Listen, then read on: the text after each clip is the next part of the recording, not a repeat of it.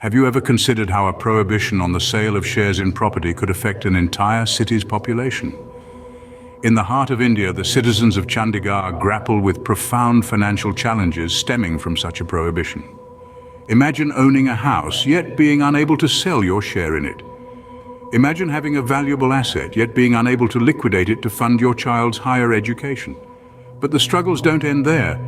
Picture needing funds for critical medical needs like cancer treatment or major surgery. Your property could cover the costs, yet the prohibition prevents you from accessing these life-saving funds. These are not hypothetical situations. They are the harsh reality for the residents of Chandigarh. Everyday life is marred by these financial constraints, making every decision a struggle and every opportunity a missed chance.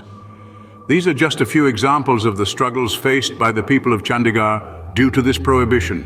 But the effects of this prohibition don't stop at personal finances. They ripple out, impacting entire families and their future plans. Imagine the joy of a family planning a wedding, a celebration of love and unity, suddenly overshadowed by the inability to access funds from property shares. The same shares that were earmarked for just such joyful occasions. Consider the parents who dream of providing their children with the best education possible, now finding themselves in a financial bind. Loan repayments become overwhelming when the expected cushion from property shares is no longer available.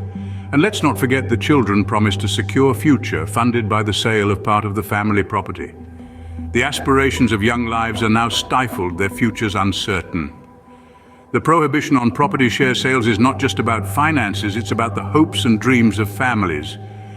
This policy is not just a financial challenge, but an emotional one impacting the very fabric of family life in Chandigarh. Beyond the financial and familial implications, this prohibition has severe social and emotional consequences.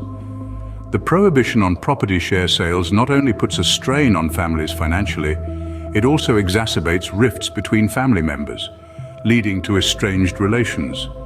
The family home, once a symbol of shared memories and unity, becomes a battleground of financial interests, disrupting the emotional fabric of the family. Senior citizens, often dependent on their families, are particularly affected. The unavailability of funds from property share sales, which are particularly critical during old age with abnormal medicine expenses, leaves them neglected and financially vulnerable. But the implications of this prohibition reach beyond individual families. The directive prohibiting banks from funding floorwise property has severely impacted the business of banks in Chandigarh. This, in turn, affects the broader economy, creating a ripple effect that extends to all sectors. The soaring prices of Tricity properties have forced residents to buy flats at a considerable distance, causing inconvenience.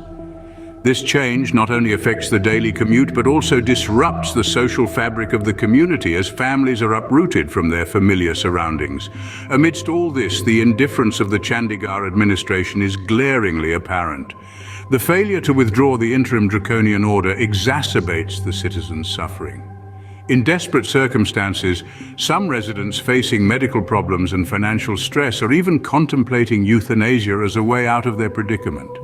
This is a grim picture of a society burdened by a policy that was meant to regulate, not suffocate. It's a stark reminder of how policies can have unintended consequences when they are not thought through or when they fail to consider the human element. It's clear that the prohibition on property share sales in Chandigarh is causing more harm than good. The need for change is urgent, and it's a call that cannot be ignored. The well-being of Chandigarh residents must be prioritized through compassionate and informed policymaking. The severe penal action should be considered against administrative staff and officers who proposed rules against natural justice, causing the entire city to endure unnecessary suffering. It's clear that the prohibition on property share sales in Chandigarh is causing more harm than good. So what can we do about this dire situation?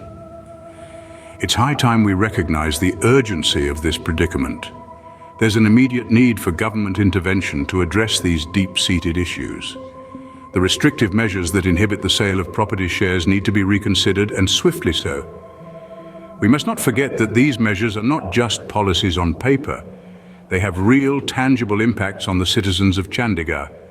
They affect families, disrupt lives, and exacerbate financial struggles. We need to alleviate this suffering. Moreover, those administrative staff and officers who propose these rules that fly in the face of natural justice should face severe penal action.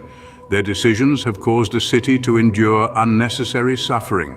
It's time to prioritize the well-being of Chandigarh residents through compassionate and informed policymaking. Support changes in the property sale laws in Chandigarh. Act now and let's ensure a better future for the city and its residents.